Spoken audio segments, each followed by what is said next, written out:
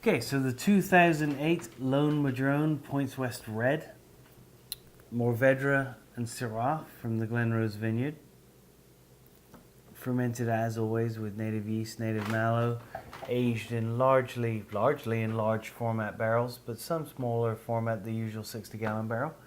For me, a great vintage. And I think the idea of vintage really shows in this wine.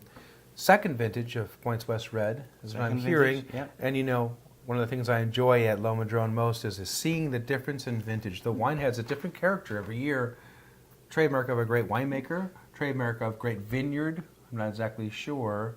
Glenrose Vineyard. Glenrose Vineyard. And this wine is much different than last year. And boy, I love the Mourvedre character that comes through. The spice box, the saddle leather, the dried spice, almost a smoked paprika character I get just a little bit of, and I enjoy it. There's a little smoky tarriness in this, which Mourvedre brings to the table anyway.